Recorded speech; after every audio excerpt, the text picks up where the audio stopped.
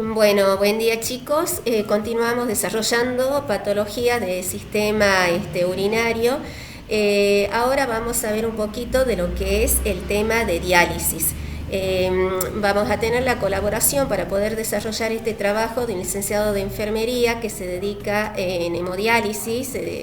Su tarea es el trabajo ahí, entonces nos va a colaborar un poquito con el desarrollo de diálisis. Buen día. Vamos a hablar de la función renal. Los riñones es un órgano que sirve para la regulación del líquido extracelular, el plasma y líquido intersticial del cuerpo, a través de la formación de la orina, que es un filtrado modificado de la orina. Durante este proceso los riñones regulan la composición iónica, el pH sanguíneo, el volumen plasmático, la presión arterial, el mantenimiento de los niveles de osmolaridad, la producción de hormonas, la excreción del desecho y las sustancias extrañas.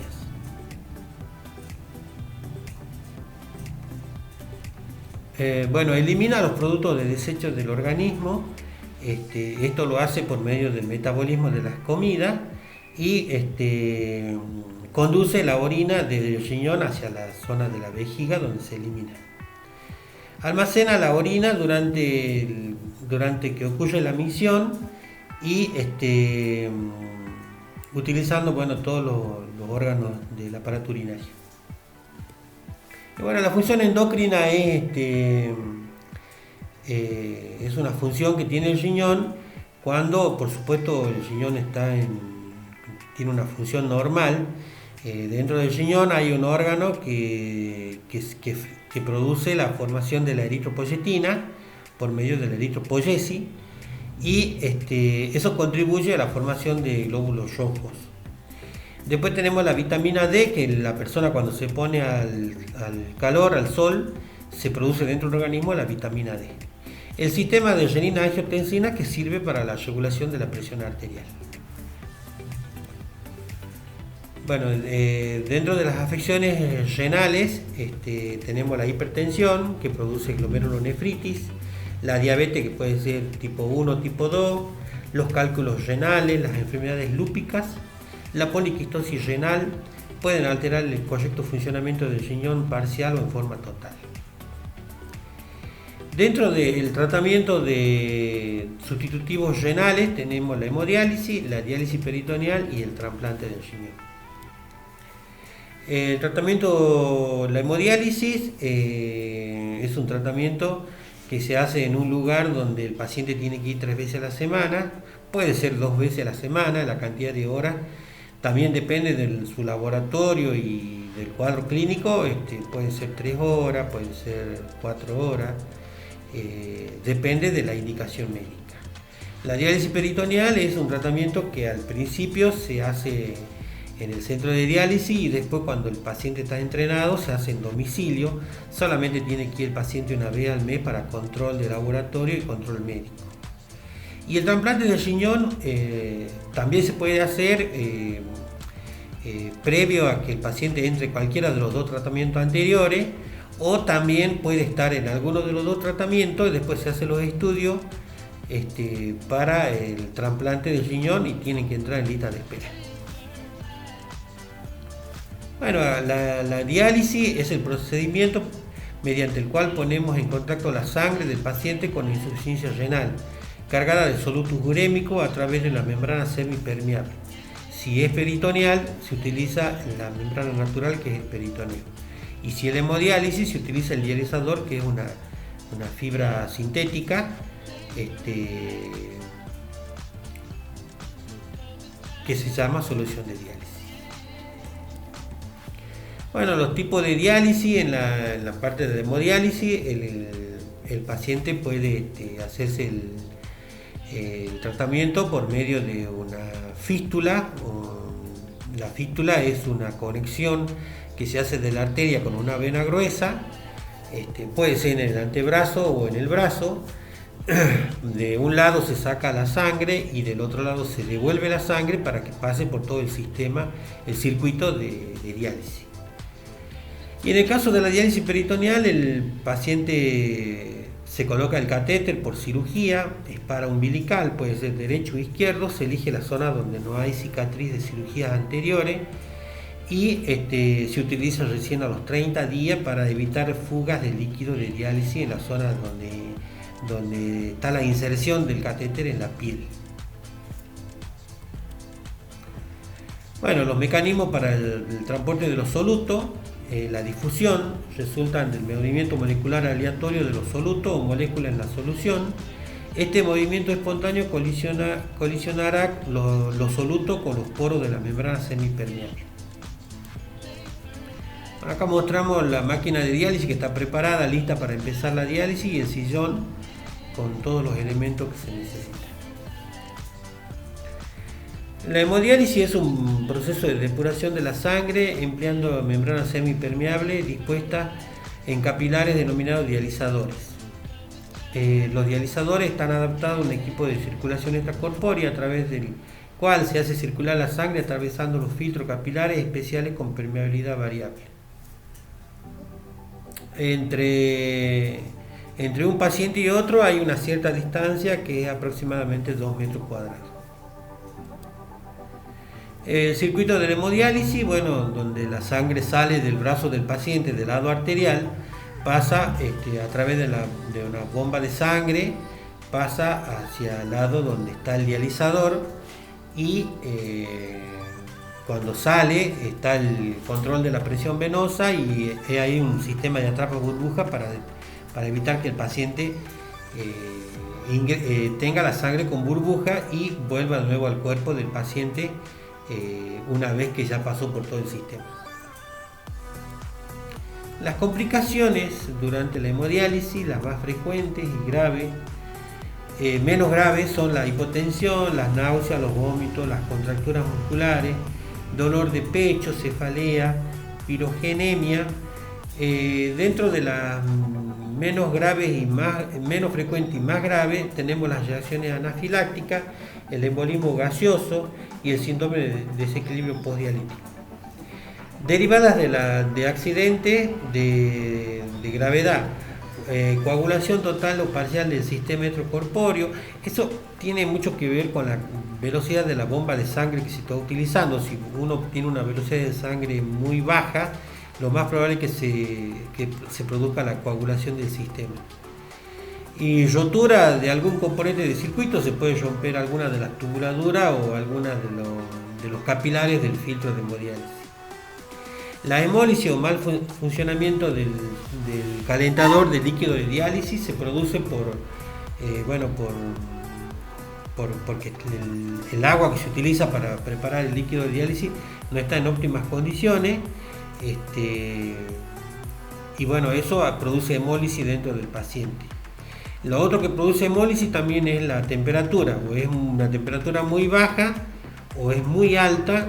Recordemos que la temperatura ideal del líquido de diálisis para que un paciente se realice el tratamiento es de 37 grados centígrados.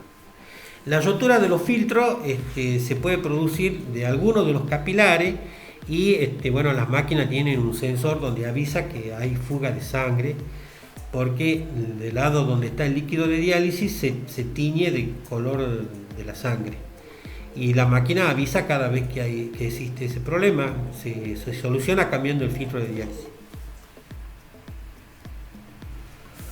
Después de la hemodiálisis puede haber en algunos pacientes hipotensión, síndrome de desequilibrio, puede haber cefalea, presión arterial, puede haber presión arterial alta, puede ser presión arterial baja, puede haber vómitos, convulsiones, puede haber calambres, cefaleas, insomnio. Si el paciente cumple con el tratamiento asignado, que es la dieta, la medicación, el tratamiento que se le indica en el centro de diálisis, puede no tener complicaciones ni en el centro de diálisis ni en el domicilio. También el paciente puede hacer una actividad laboral anterior a la enfermedad. Es muy importante la contención familiar y que el paciente sea protagonista de su propio tratamiento. Bueno, la diálisis peritoneal al principio, una vez que se coloca el catéter, como se muestra en la figura, que tiene ahí una gasa con cinta, bueno, es porque al estar recién operado el paciente hay que proteger esa zona hasta que se produce una buena cicatrización. Y en ese el tiempo que el paciente se prueba la dinámica del líquido del catéter y el paciente asiste al centro de diálisis hasta que aprende a hacerlo el tratamiento. La diálisis peritoneal es una técnica que se lleva a cabo de eliminación de desecho y exceso de líquido mediante el revestimiento abdominal llamada membrana peritoneal como filtro. Todos los productos de desecho, cada vez que uno renueva el líquido de diálisis, se eliminan por gravedad y luego por gravedad ingresa el nuevo líquido al abdomen para que se produzca la diálisis dentro del abdomen durante las 4 o 6 horas siguientes. Las complicaciones de la heparina en la parte de hemodiálisis es porque quizá no hay un buen cálculo de la dosis de heparina. Se calcula de acuerdo al peso del paciente, que son 70 a 100 unidades kilo peso. Recordemos que si la dosis de la heparina es muy baja, se puede producir coagulación de todo el sistema. Y si es muy alta puede provocar epistasis, sangrado de encía. Esa sería una de las complicaciones. Y las complicaciones intradialíticas, la hipotensión ortostática, después que el paciente se levanta del sillón y quiere caminar, siente que la presión bajó. Puede haber calambre, vómito, náuseas, cefalea, dolor torácico, lumbar. Puede haber arritmia, fiebre, escalofríos. Complicaciones del paciente renal. La acidosis, la alcalosis metabólica, que se daría porque el paciente no concluye a diálisis. La hiper o la hipocalcemia. Normalmente los pacientes tienen hipocalcemia porque no cumple con el tratamiento de medicación que se le hace en el centro de diálisis. Y la hipofosfatemia y la hiperpotasemia también por falta de cumplimiento de la dieta. La hiponatremia se puede dar en pacientes que han estado deshidratados o han estado con mucha pérdida de líquido. Esa pérdida de líquido puede ser durante la diálisis, perder mucha cantidad de líquido. La hemólisis que se puede producir por distintas causas, y la embolia gaseosa cuando entró aire al sistema de diálisis. La diálisis peritoneal es un tratamiento que se lo puede hacer en forma automatizada, que el paciente al acostarse se programa la cicladora, se conecta y el paciente mientras duerme se realiza el tratamiento. Esa cicladora se programa de 8, 10 horas, 12 horas según la indicación médica, y en el caso de la diálisis manual el paciente lo tiene que realizar después de cada alimentación, después del desayuno, después del almuerzo, después de la merienda, después de la cena. Luego de ese horario el paciente puede hacer una vida normal, como se ve acá en la figura, que el paciente sale a caminar. Acá en la figura se muestra la punta del catéter peritoneal que entra en el abdomen, en el fondo del saco de Douglas, y lo que está con verde es lo que es el nivel de líquido de diálisis, que ya dijimos que se elimina por gravedad cuando uno va a hacer el cambio de bolsa. Los aspectos relacionados a la nutrición, el paciente tiene que tener en cuenta la cantidad de sodio, de potasio, de proteína y de agua. Eso está de acuerdo también con su laboratorio que tenga el paciente, que se hace todos los meses un control mensual. Es importante que el paciente tenga una amplia participación para mejorar su calidad de vida y el tiempo de sobrevida hasta que esté en condiciones el paciente de poder hacer un trasplante si es que lo quiere. La diferencia ahora con hace 20 años atrás es que el trasplante antes era hasta los 60 años y ahora ya no hay un límite de edad. El paciente puede tener 80 años y trasplantarse igual de acuerdo a las condiciones físicas que tenga y de acuerdo a la indicación médica también. Pero lo importante es que el paciente puede trasplantarse y puede colaborar con su tratamiento. Muchas gracias.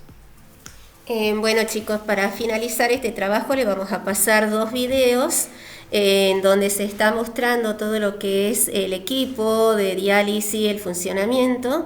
Y además está darle un agradecimiento inmenso a todas las personas que nos están colaborando para poder suministrarles materiales y equipos con lo que ustedes podrían estar viendo en las prácticas. Ya sabemos que estamos en cuarentena, que no pueden tener prácticas hospitalarias y esta es una de las formas en las que les podemos llegar, ¿sí? Y también incentivarlo de que no porque estemos en cuarentena no podemos aprender tener ciertos elementos de las prácticas hospitalarias, sino que es el momento en el que más tienen que poner ganas y tratar de aprender, porque cada día podemos sumar un poquito más. Nos vemos la próxima clase. Gracias chicos. Esto que estamos viendo en este momento son los conectores Hansen que van conectados al filtro de diálisis. El azul en la parte inferior y el rojo en la parte superior. Ahora vamos a presentar los elementos que se utilizan en la diálisis. La tubuladura arterial, que tiene todos los conectores de color rojo, y la tubuladura venosa, que todo es de color azul. Bueno, el filtro de diálisis, que es un filtro de fibras huecas. Por fuera de la fibra pasa el líquido de diálisis desde la parte inferior a la parte superior. Y la sangre hace un sentido contrario. La parte donde tiene la tapa roja es la parte superior por donde entra la sangre y la parte inferior es por donde sale la sangre. En ese entrecruzamiento que hay, porque el líquido pasa en sentido contrario a la sangre, es donde se produce la difusión y la ósmosis. De esa manera, por acción de la bomba de sangre, que más o menos es entre 200 y 300 mililitros por minuto, se entrecruzan la sangre y el líquido de diálisis. Desde el líquido de diálisis se equipara el sodio y los electrolitos que está formado el líquido de diálisis, y desde la sangre sale el agua que se elimina por la parte inferior del filtro.